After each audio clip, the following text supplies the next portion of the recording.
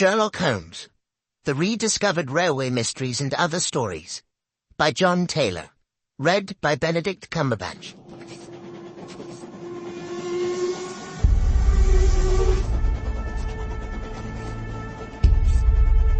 An Inscrutable Masquerade.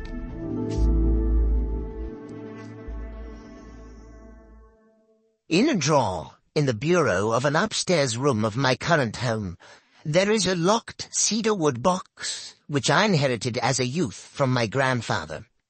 This is, one might say, my box of secrets. When I was young, it contained the treasures of boyhood, a catapult, a lump of beeswax, the carapace of a crab. For many years since, it has been the repository of an archive, admittedly a ragged and disordered archive, a collection of notes and scribblings concerning some of the many cases of my lifelong friend, the consulting detective Sherlock Holmes, which, for one reason or another, I never took the trouble to write into proper reports. Having had recently a little time on my hands, I reopened this box of yellowing notebooks, and it seemed to me that several of the cases, given the ocean of time between those events and the present day, would now bear telling. And I begin by chronicling an adventure which I may have dismissed for several reasons, not because it lacked baffling and intriguing elements, on the contrary, but mostly, I think, because it was, for me personally, such a dizzying and distressing experience. It was a Wednesday evening in July, at the end of a day of straight-jacketing heat, and I sat next to the open window of our parlour at Baker Street, drinking in the air and hoping for the liberating ripple of a breeze. The newspaper on my lap reported the release from police custody of a known criminal, Tobias Organ, arrested some days previously for the murder of Max Zimmerman, a moneylender shot through the head in his small apartment in Wardour Street. In the end, there had been insufficient evidence to charge Organ with murder, even though the police clearly thought him culpable. Strangely enough, I had once met Organ myself. He had come to me as a patient suffering, as I recall, from a severe lesion to the lower back, which he maintained had been caused by a fall against a metal stanchion, but which I had little doubt was in fact a stab wound. My diagnosis was supported, I believe, by his barely veiled threat that I should under no circumstances make known his injury to anyone else. He had an unforgettable, menacing way with him, and I had felt immense relief when he left my surgery. I'd been looking forward to discussing the Organ case with Holmes, who would certainly have some views on the subject, but when he finally appeared for dinner he was irritable and uncommunicative, and from these symptoms I guessed him to be in the process of some taxing mental work. All the same, I had no wish to sit out the meal in silence. "Stifling weather to be out and about, Holmes?" I said, peppering a slice of beef. "Indeed, Watson, and equally stifling to be in." He busied himself with cutting into a potato. After a while I said, "I've not seen you today. I presume you were somewhere on business." "Yes, Watson, I was." Another pause, the chink of cutlery. "Somewhere local?" "Somewhere very local, Watson. I'd expect you'd like to know where." "Well, I have no wish to be intrusive." "In the basement.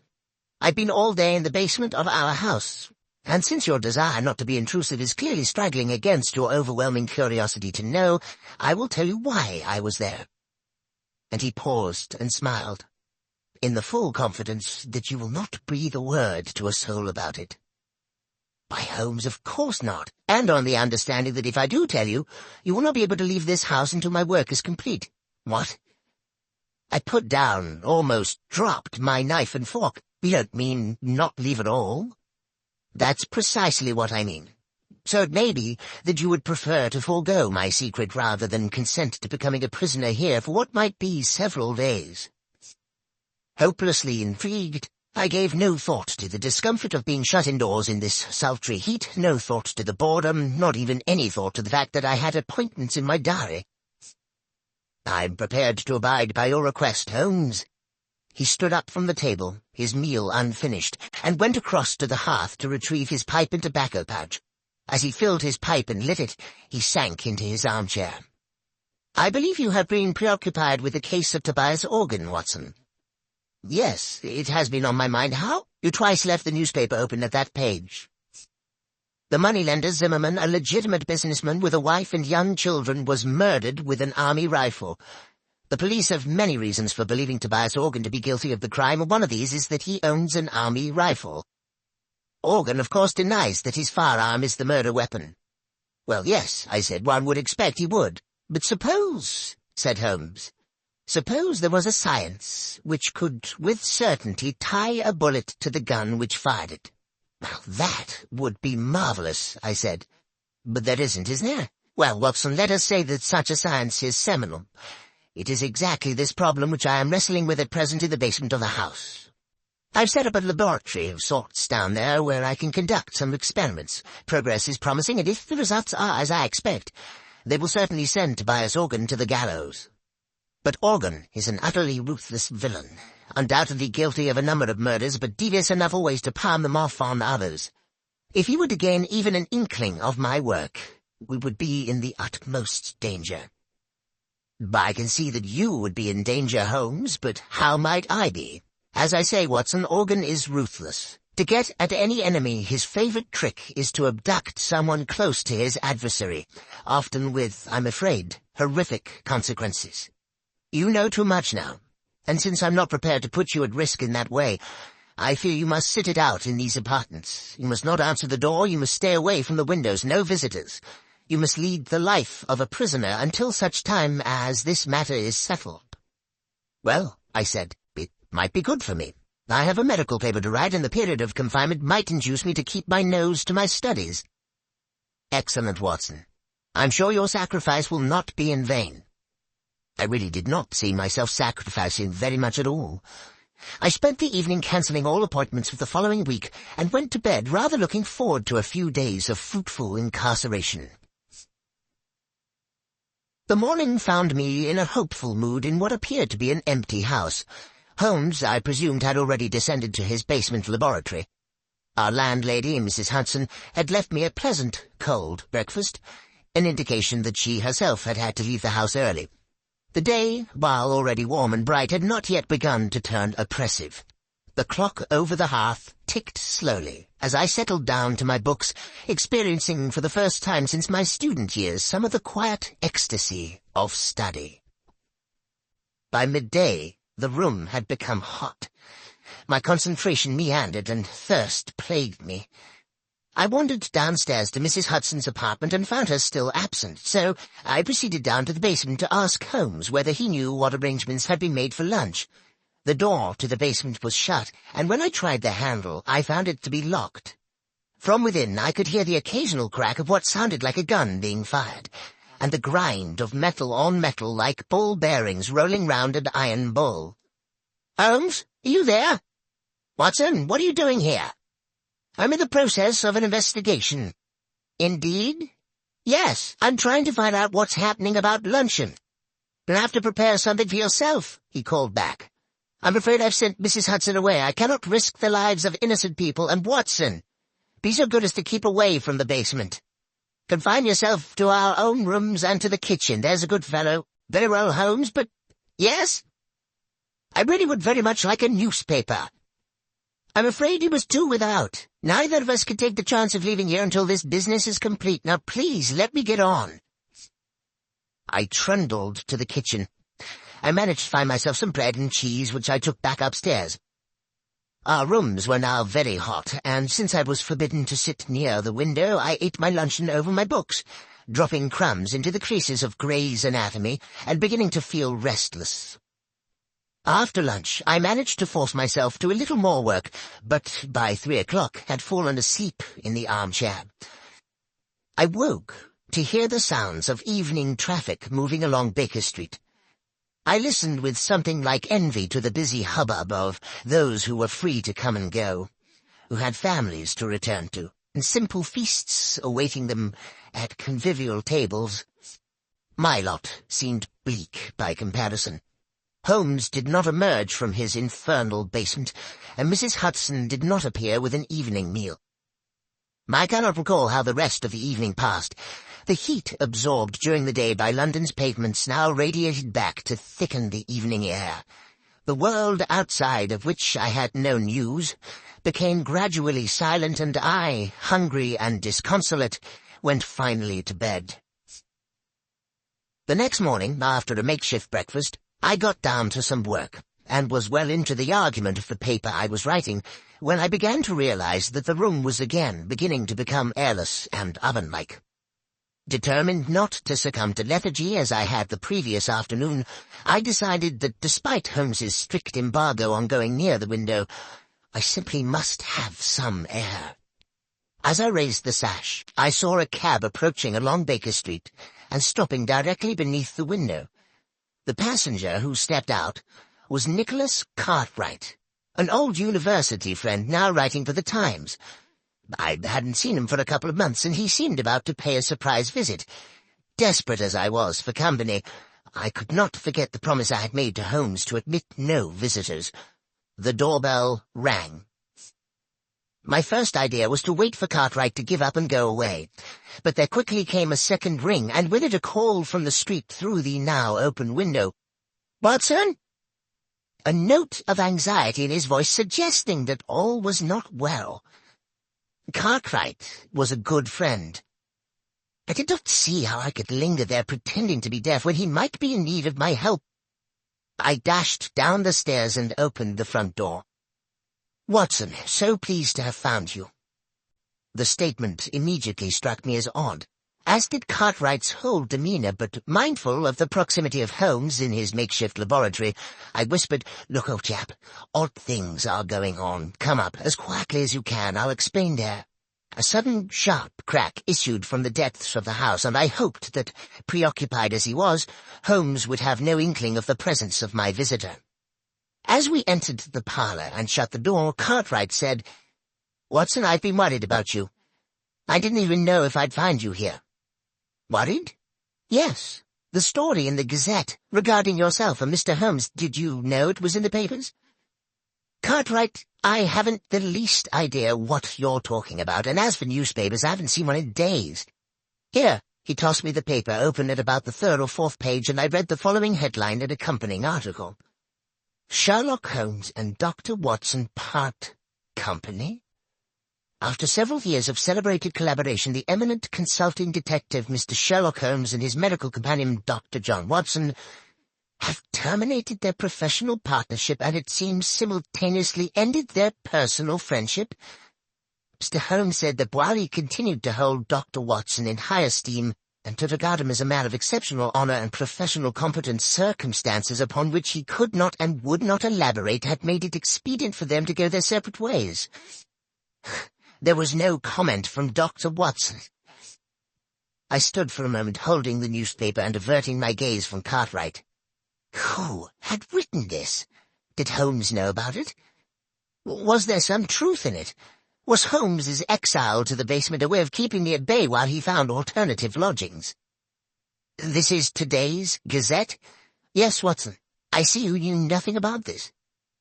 "Am I speaking to you as a friend, Cartwright, or as a journalist?" "Well, I suppose, unfortunately, as a friend, John. I say unfortunately because this is clearly a damn good story.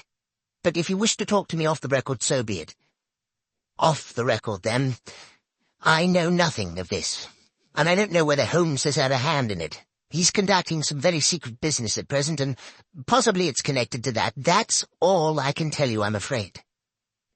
"One thing does baffle me," Cartwright said. "How did the Gazette get the story without us getting it too? Anyway, I won't make anything of this, John, until you give me the go-ahead. But I hope if there does turn out to be an exclusive, you'll be the one to get it," I said. "Thank you, Nicholas." I saw him down the stairs and closed the front door behind him, finding myself relieved that he had gone. I had no idea that I would be seeing him again soon under even more peculiar circumstances. But determined that now I must confront Holmes with this business, I knocked on the door of the basement. "Holmes?" A long silence. "Holmes? We must speak." "Not now, Watson." "Holmes, there's something I must discuss with you urgently. Something in the newspaper." There was a scuffling and the basement door opened. "Newspaper? How did you get a newspaper?" Cartwright called. He'd seen an article— Yes, Holmes interrupted. Yes, the article. I dare say you would appreciate an explanation. Give me half an hour. A little later we sat opposite one another in our sitting room. The evening was still close and oppressive. "The newspaper article," said Holmes, "was an unfortunate necessity. I hope it has not caused you too much embarrassment, Watson, and when this business is finished, all will be rectified." "But why," I said, "report us as having quarrelled?" "Bear with me, Watson, I beg of you. As you know, I have tried to keep my work here secret. But how certain can one be of that? The police are involved in these matters and are aware of my experiments, and who knows whether some junior or even senior member of the force is not in league with that utterly ruthless villain. Now, having been alerted to that newspaper report, might it not be the case that Tobias Organ would assume that you were no longer in London? At any rate, he would certainly be likely to assume you were no longer sharing these premises with me. You gave the story to the Gazette to protect me." "Yes, Watson. That was my purpose. I just wish that you'd consulted me first. You were not supposed even to know about it, Watson. And if you had not had a visit from Cartwright, you would never have seen the article. It was unfortunate that he came when he did. It was the article that brought him. Yes, a miscalculation on my part. Now, it is late, work to do tomorrow, and I must insist on extracting from you another guarantee." "What's that, Holmes?" "That you will not, under any circumstances, interrupt my work again. It's all very delicate, and a disturbance at an inopportune moment could ruin everything. Is that clear? Not under any circumstance." That night I lay awake in the muggy heat, the bedclothes pulled back, and grieved for what I calculated to be the death of my reputation. At least, I imagined that's how the world would see it, or at least that portion of the world that reads the London Gazette. Holmes and Watson have parted company. But there is no comment from Watson, only a nobly worded valediction from the great detective. Such bitter thoughts polluted my restless waking and tormented my subsequent dreams. And added to all this, there lay a sense that things were still not clear, that something crucial remained unspoken. I woke early, but exhausted. Without going near the window, I took in what I could of the wakening day. The street was quiet. I dressed slowly and descended to the kitchen to find something to eat. The rattles and sharp cracks of Holmes's experiments had already come to life below in the basement, and I wondered whether he had even bothered to go to bed. I was making a pot of tea when the doorbell sounded. The noises from the cellar did not pause, so I assumed that Holmes had not heard the bell. I could see nothing off the front of the house from the kitchen, but after I had taken a few steps up into the lobby, it became clear by means of a side window that the visitor was once again Nicholas Cartwright. I went to the door and admitted him. "Cartwright?" "What's going on, Watson?" "What do you mean? I mean, what game is being played here?" "Cartwright? I've no idea what you're referring to. You better come up." He was, I could tell, steaming with anger, though I had no idea what I could have done to arouse it. He would not sit. He stood with his arms behind his back, a man preparing to deliver an accusation. "You told me you were inescapably confined to this house." "Yes, Cartwright, and so I have been. This is the third day." "Excluding yesterday night, you mean?" "No. I was here yesterday night, too, tossing and turning in my bed at the thought of my ruined reputation. Watson, see here. Yesterday you prevailed upon my friendship by confiding in me matters which, as a journalist, I considered more than worthy of publication. Had I known that you were deceiving me— Cartwright, you have my word, I was not deceiving you. I've not left this house since Monday afternoon." "So you have a twin brother?" "No, I do not." "Then please explain to me, who was the man outside the restaurant at Marylebone Station at 5 past midnight? I take it he resembled me. More than resembled. I do hope you're being truthful with me, Watson." I could see that his suspicions were not allayed. I even began to wonder whether my restless period of waking the previous night had itself been a dream and whether I had been sleepwalking. Such things are possible, I know, and the heat, my fatigue, and the events of the last days had left me so baffled that in that moment of confusion I could not entirely rule it out. "What happened," he said, "was that I was walking through the station concourse when I spotted you by the wall of the restaurant, which by then was closed, talking to a man in a brown felt hat. I would have approached you, but when I caught your eye, you cut me as dead as if you didn't know me, and I assumed your conversation was of some importance. The more I thought about it, the more I thought it was a poor way to treat a good friend." Suddenly the fog in my brain gave way to an horrific clarity. I knew that I must rid myself of Cartwright at once. "Thank you for telling me this," I said. "It is of the utmost importance. But, Nicholas, and I pray you won't take this amiss, I must ask you to leave." "To leave?" "Please. This is a fearfully serious business. There is real danger.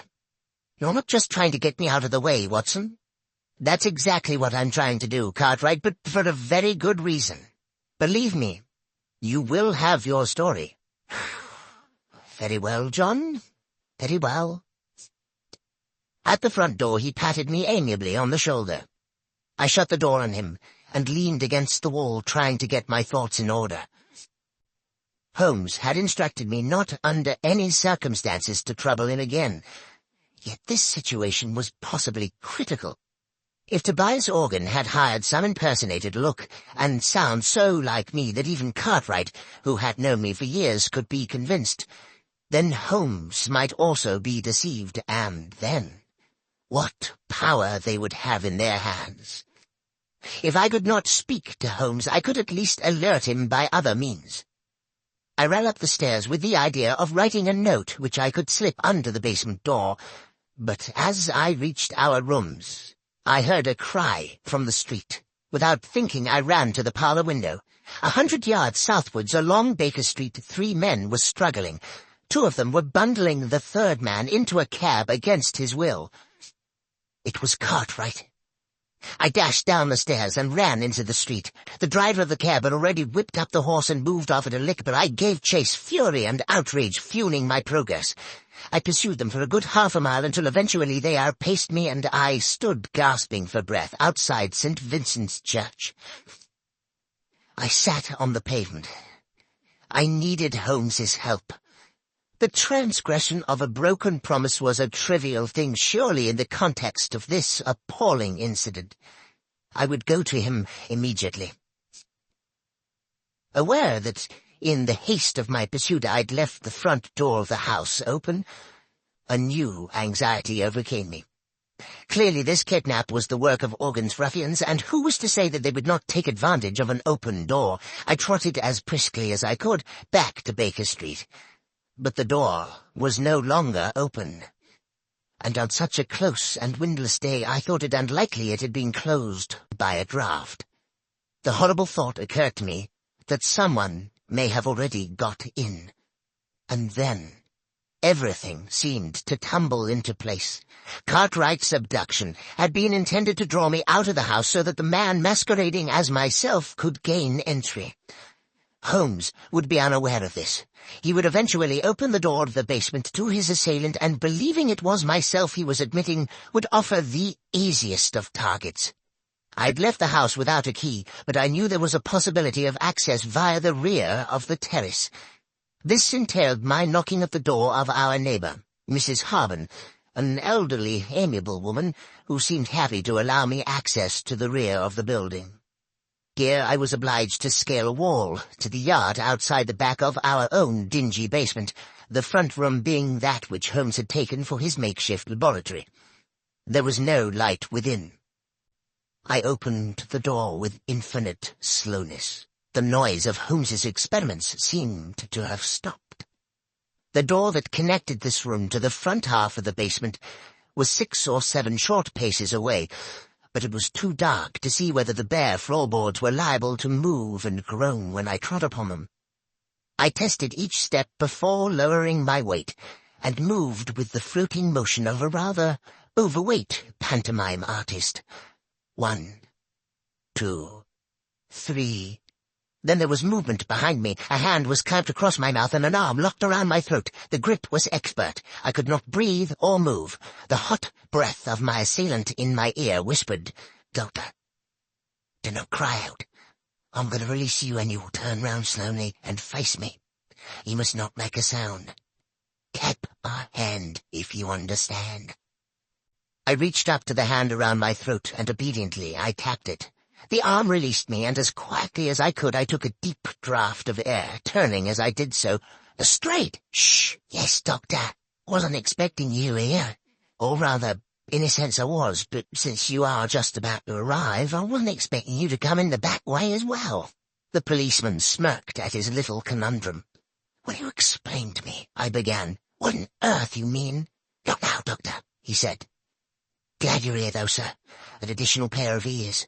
Up close to the door now and listen, it won't be long." It was indeed less than a minute before we heard the door from the front of the house opening into the laboratory, and the arrival of what sounded like 2 men. The door was closed with a thump, and a gruff voice said, "So this is it. Yes, this is where he's working." There was something familiar about that second voice. "And he won't be back for a while?" "No. Half an hour, I should think." At that moment, with a shock, I recognized the other voice. It was my own. I turned to Lestrade again, but he just put his finger to his lips and indicated that I should continue to listen. "So what's the plan, then?" asked the gruff voice within. "To match the bullet that killed Maximum with the ones from your gun," said my voice. "The police know you killed him, but they need Holmes to provide them with evidence that will convince a jury. Evidently, I thought, the gruff character is Tobias Organ." I heard him pace about, then spit noisily. "Zimmerman's not the first one I've topped, and they've never got me yet. They say you only got £4, 10 shillings from him. Never you mind what I got. Anyway, I never killed him just for the money. I killed him because he gave me a bad look. He gave me a bad look, and I gave him a bad headache. A bullet right between the eyes. Now, let's deal with this little problem." Suddenly there was a tumultuous crash, as if one of the walls had fallen in. "In we go, Doctor," said Lestrade. He pushed the door hard and we rushed into the laboratory, where Organ had kicked Holmes's equipment flying in all directions, and where, to my amazement, I saw that he was now being attacked by myself. A perfect duplicate of me cracked him a right hook, then a left hook, and then felled him with a blow to the side of the head. Organ hit the floor like a sack of cabbages. Lestrade was on him in a flash, cuffing Organ's arms behind his back. Lestrade blew his whistle and then proceeded to arrest him. As I stood back to get a better look at my other self, the duplicate doctor put a hand to his own face, wrenched at his upper brow, and pulled and stretched until he had removed his entire face, revealing beneath the peeling mask the flaming eyes of Sherlock Holmes. The next moment Lestrade's officers came bursting through the basement door, and Tobias Organ was dragged away. The heat of the day had given way at last to a pleasant evening. Mrs. Hudson had returned to the house and provided Holmes and myself with an excellent evening meal. Now we sat with our brandies, and Holmes with his pipe at the open window, where a gentle breeze lifted the curtains and refreshed the parlour. "As you will have deduced," Holmes was saying, by way of explaining it all to me, "the object of the masquerade was to lure Organ somewhere where we could extract a confession from him by subterfuge." "But your ballistics experiments," I said, "would they not have been enough to convict him?" "It is a science only in the imagination," Holmes said. "And though one day I'm certain it will be more than that, there is much more work to do than I could accomplish in a fortnight. But Lestrade and I agree that if Organ believed himself to be at risk from my experiments, he would wish to destroy them. What on earth were you doing in there, Holmes, if the thing was a complete hoax?" "I'm afraid I did deceive you a little. I was not in there all the time. The mechanism of an old railway clock and a device employing elastic and a drum skin were intended to give the ear the impression of ongoing industry. Well, it certainly deceived me, I said. But was it really necessary for me to be incarcerated for the duration? I'm afraid so, my friend. If Organ, through one of his spies, had got wind that there were two Watsons, the trick would not have worked. What's more, it was necessary for him to believe that you and I had quarrelled, and therefore that the good Dr. Watson might be in the market for a bit of betrayal. Unfortunately, your friend Cartwright saw me meeting Organ's accomplice at Marylebone Station, and almost let the cat out of the bag. It was necessary for us to put him somewhere safe. Lestrade's men kindly subjected him to a temporary and very comfortable period of kidnap. It was you who had him dragged away. Yes, I had not calculated that you would follow him, of course, or that you would be locked out and find yourself clambering in through the back. But it turned out well. You will make an additional witness for the prosecution. Do you think they'll convict him? Oh, yes, Watson. His confession today was as clear as a bell. Tobias Organ will hang. As for you, my friend, I've given you a terrible time, and as a reward, I'm going to take you to the opera. Tonight? Yes, tonight. Gilbert and Sullivan. The Mikado. But, Holmes, my memory is you don't much like Gilbert and Sullivan. No, Watson, but you do. And besides, I have to confess to having a soft spot for the Lord High Executioner.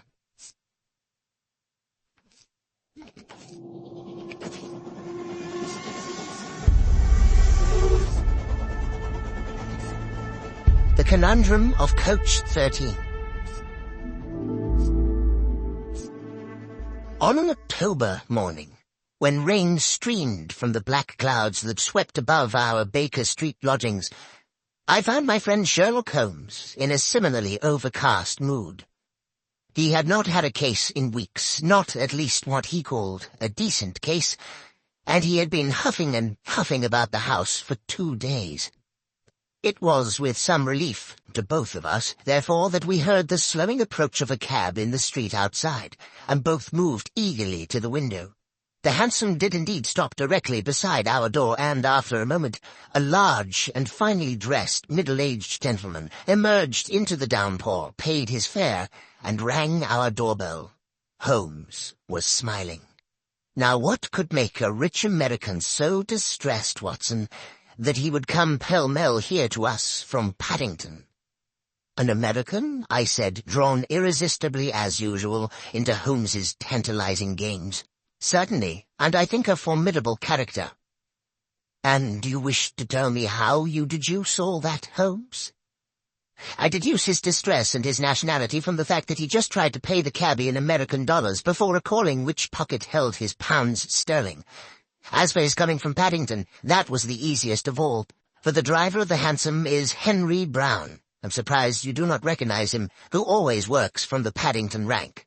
As ever, Watson, I apologize for the banality of these observations, but you did ask.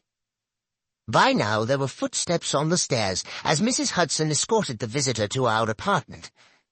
While I inwardly delighted to note that my friend had returned to his amiable best in anticipation of a new challenge, I found myself praying that it would be a challenge worthy of his powers and his pent-up energies.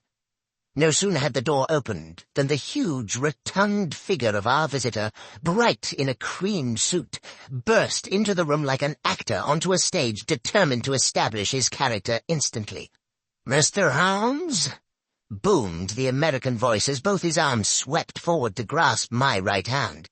"Benedict Masterson. What a great privilege to meet you." "Delighted.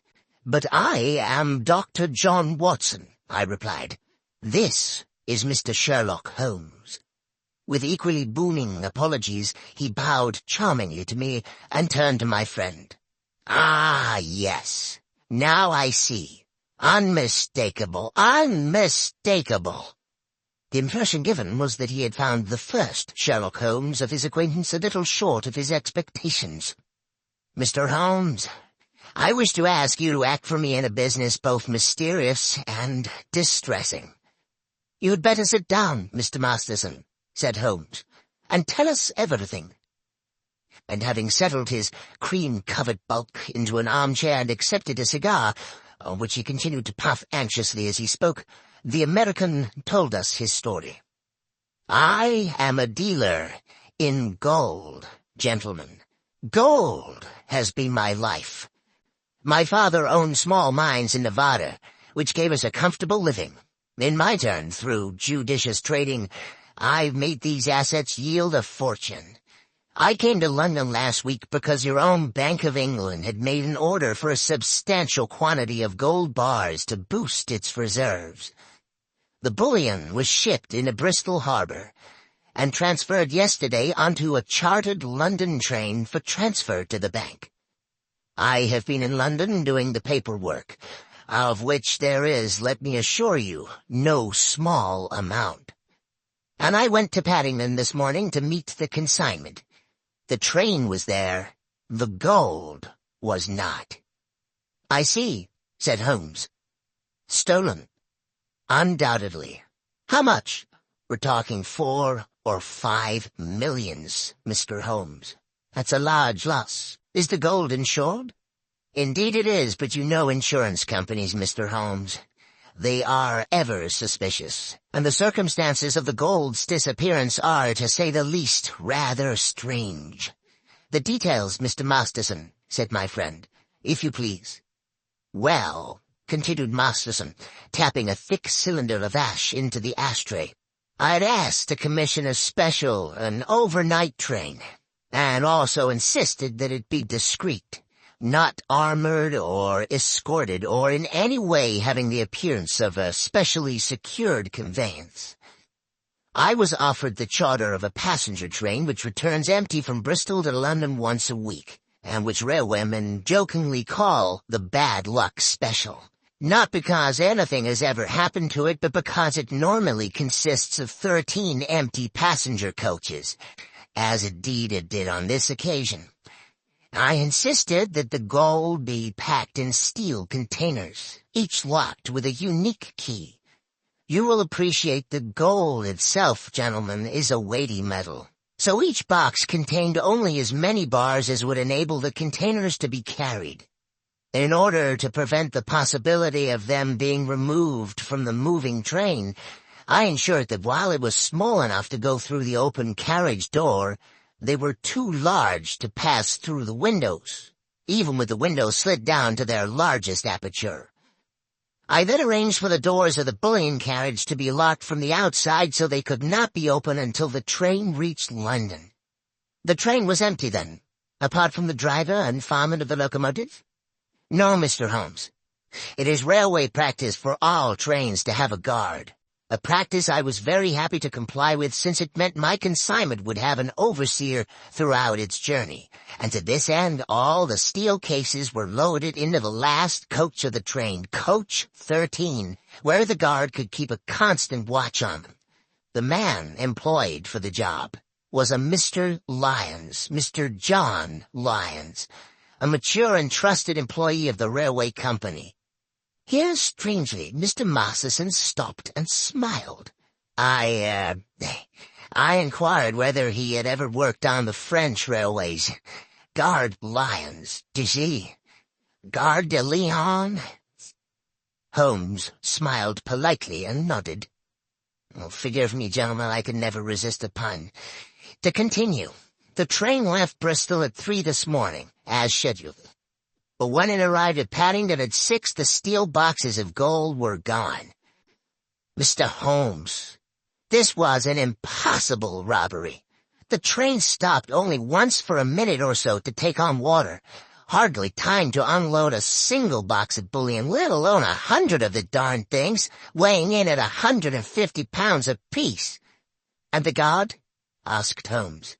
Lyons claimed that he fell asleep somewhere into the journey and woke to find the bullion disappeared. He's being held at Paddington along with the driver and engineer, but all ardently protest their innocence. And with regard to other suspects, can you think of anyone in your organization who might feel inclined to take advantage of you?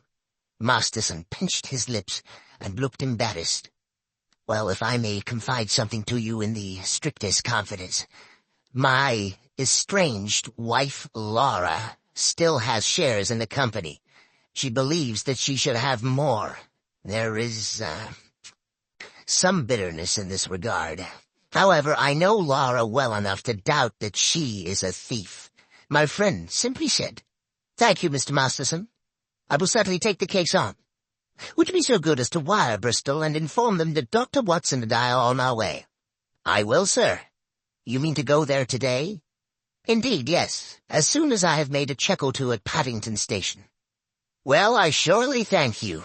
I can think of no better hands in which to leave the case of the bad luck special than those of Mr. Sherlock Holmes." Holmes did not smile. "I never leave anything to chance, Mr. Masterson. Perspicacity and reason are the tools I employ. Forgive me, Mr. Holmes. As I say, I am fatally attracted to puns." "We will keep you in touch," Holmes said, "with all developments." Within half an hour we were at Paddington, but before boarding the Bristol train, Holmes wished to make certain that the so-called bad luck special was secure.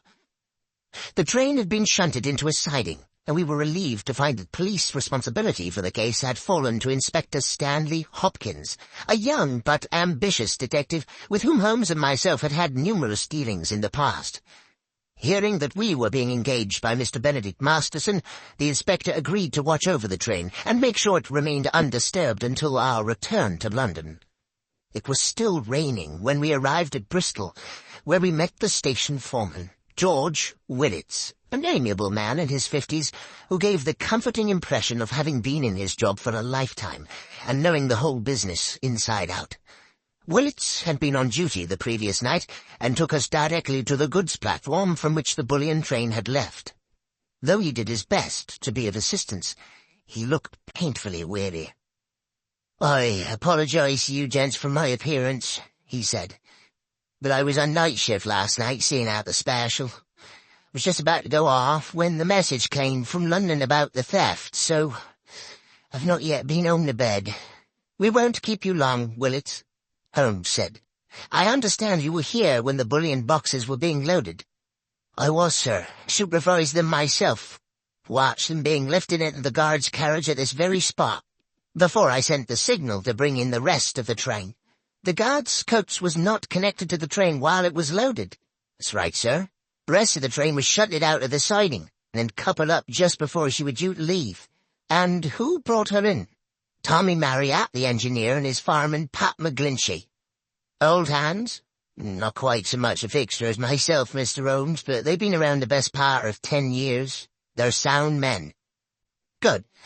Now, if you'll bear with me a little longer, Willits, I'd like to ask you a little more about the gold itself. How many men were involved in loading the carriage?"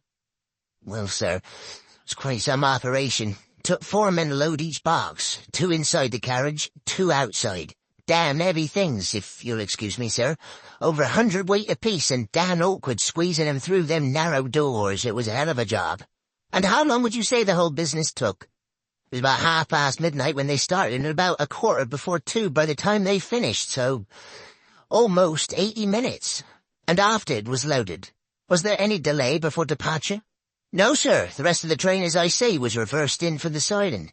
John Lyons, the guard, got aboard, and the door of the guard's coach was locked from without, sir, as per our instructions." "One final question, Willits, if I may. I'm informed the train stopped en route." "Yes, sir. She was scheduled to hold up for a minute or so at Swindon to take on water. It stopped for no longer than that, and at no other time." "No, sir. The signalman would know for sure if she'd been held over for more than a minute, and that's already been checked."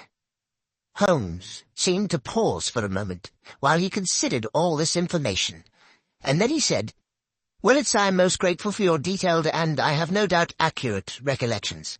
Now, if you will excuse us, Dr. Watson and I will take the next train back to London and leave you to go home and get some sleep."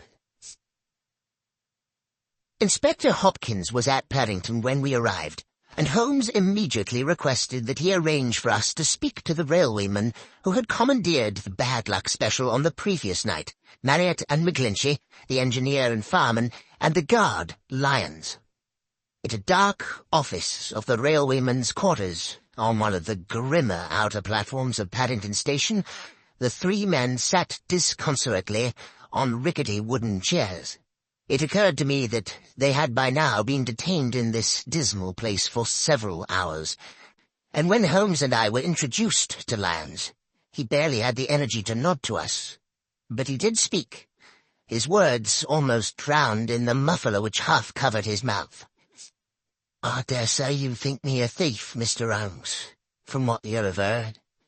I'm not, sir. But what I have done is derelict my duty, so maybe I deserve what's coming."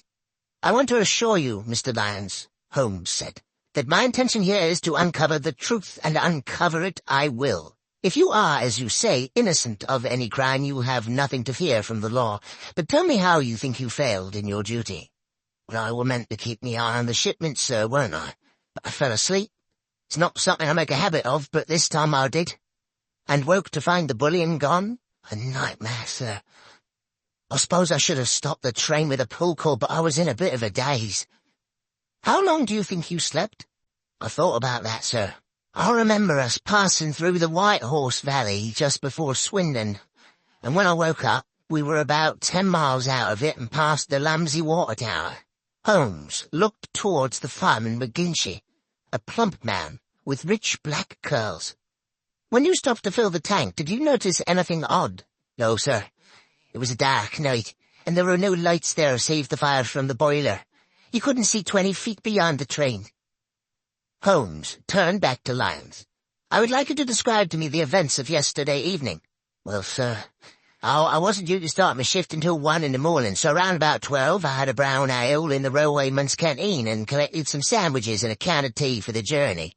"Just tea and sandwiches?" "Yes, sir, and a piece of seed cake, if that's not too much detail." "There is no such thing as too much detail. Please continue with your story."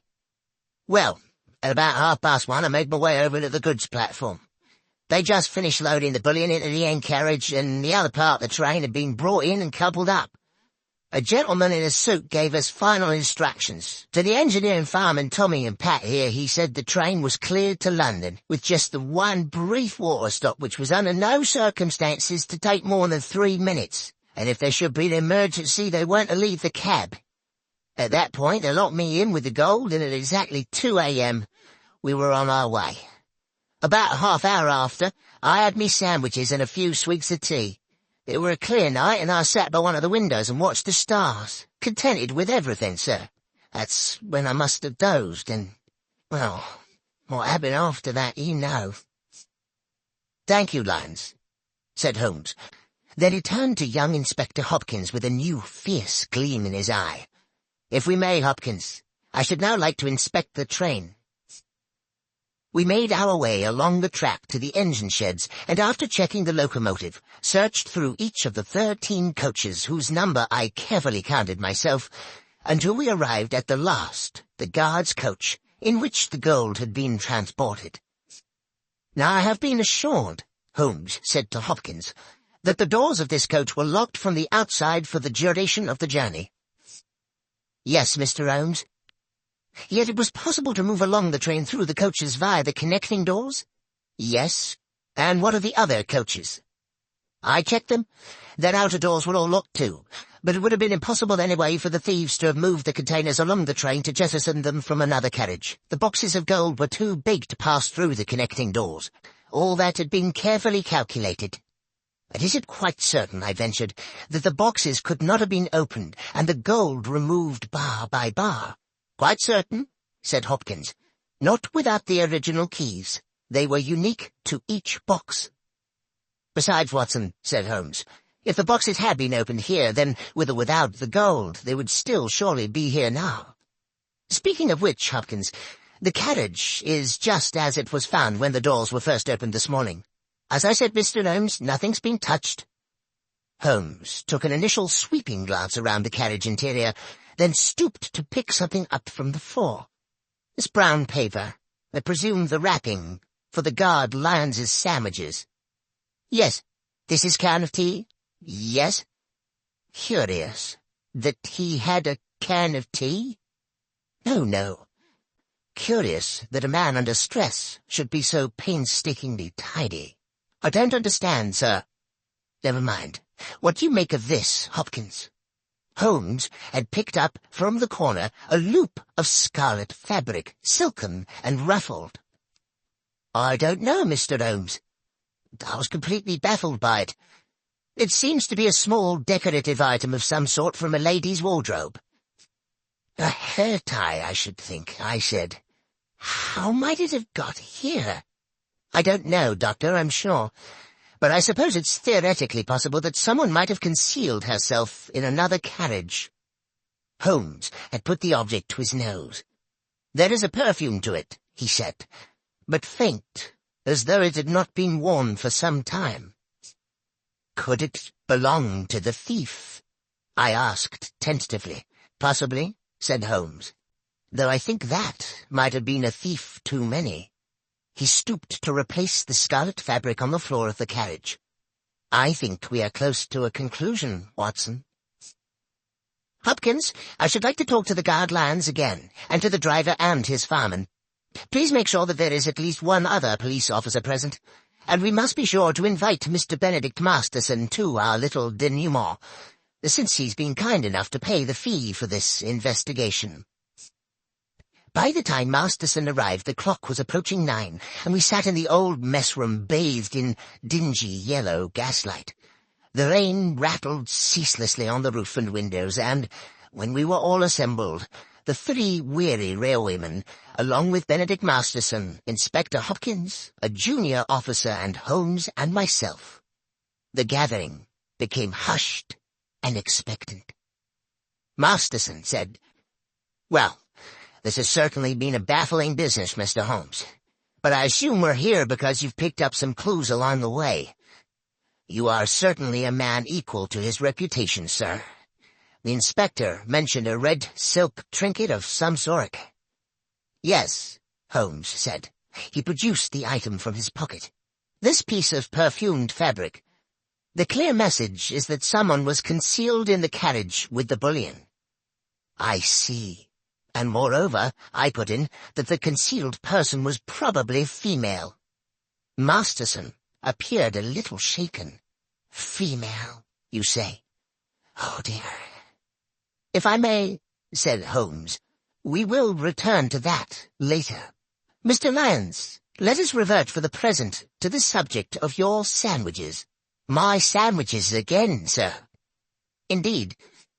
The sandwiches you took on board the train last night, together with the seed cake and the can of cold tea. You say you ate them just before you fell asleep." "Yes, sir." "You ate the sandwiches and the cake, you dozed off, you woke up again, and the gold was gone." "Yes, sir. That's how it happened." "And when you came around and realized the gold had gone, you say it was like a nightmare." "Yes, Mr. Holmes." "You were very agitated?" "I certainly was. Too agitated, I expect, to sweep the floor of the carriage." "To what, sir?" "I presume you did not sweep the floor of the carriage at that point, in that disturbed state." "No, sir, I didn't. With respect, sir, that's not my job." "Quite. I wouldn't expect you to, which makes it very difficult to explain why, when I examined the guard's coach this afternoon, I found not a single crumb on the floor. Now, can anyone here tell me how it's possible to eat several sandwiches and a slice of seed cake without dropping a single crumb? Or, come to that, a single seed?" "I promise you, sir, what I said about my supper was true. I remember exactly what I brought and exactly what I ate." "I have no doubt of that, Mr. Lyons." "Then what, sir?" "My point is merely that you were obviously not in coach 13 when you ate the sandwiches." "On my honor, Mr. Holmes, I swear I was." "Oh, you were in the carriage, certainly, but you were not in the carriage in which your sandwich wrapper was found. The coach where you ate your supper, the coach with the bullion, never made it to London." "Mr. Holmes, this is confusing," began Masterson. Holmes interrupted. "On the contrary, Mr. Masterson, it's very clear. The coach containing the gold was uncoupled from the train when it stopped for water, run into a siding by those awaiting it, and unloaded of its cargo at their leisure during the night. It was a perfectly dark night. There was no moon, so the railwaymen, as Mr. McGlinchey here has recently confirmed, could from the water pump see nothing of what was going on at the back of the train. "But Mr. Holmes," said Inspector Hopkins, "the bad luck special has 13 coaches. Everyone knows that. And you will no doubt yourself have noted that we passed through exactly 13 coaches in our inspection of the train this afternoon." "Oh, it has 13 coaches now, of course, Inspector," Holmes said. "And it only struck me after we had left Bristol and its pleasant station master Willits that he had described to us in detail his whole engagement with the loading of the gold and the departure of the train without once mentioning that he'd counted the coaches before the train left. The fact is, he didn't count them. He didn't think he needed to. The bad luck special had always consisted of 13 coaches. He wasn't to know that your accomplices at Bristol had added an additional coach to the train before it was attached to the coach carrying the boxes. A coach with its seats stripped out to make it practically identical to the bullion car. On that one night, the bad luck special had not 13, but 14 carriages. When the train stopped to acquire water, it simultaneously shed a coach, and it very nearly, he continued, turning back to Lyons, shed a guard, too. You're a very fortunate man, Lyons." "I don't feel fortunate, sir." "Your good fortune is that you are still alive, and that in turn is because you were fortunate enough to fall asleep. Imagine if you had not. The train stops. The thieves uncouple the rear coach with yourself inside it. As soon as you see them, you become a risk to them. There's no telling what they might have done. What I believe actually happened was that as they were releasing the carriage from the train, someone noticed that you were asleep inside. They took the opportunity to move you into the next coach, along with your tea can and sandwich wrappings. You may be thankful you did not wake at that moment." Masterson wore an expression of amazement. "I am full of admiration, Mr. Holmes. But at the same time, I feel somewhat desolated. This clearly means that someone in my organization has betrayed me. Which brings me back to the ring of scarlet silk discovered in the carriage. Certainly an intriguing adornment to the problem," said Holmes. "It could indeed signify the presence of a woman. But there is the mystery," I said, "of how she got there or what she might have done." "I think, however," said Holmes, "that is a mystery with a simple solution." At this point, Masterson appeared rather tragically stricken. "You're thinking—" "Yes," said Holmes.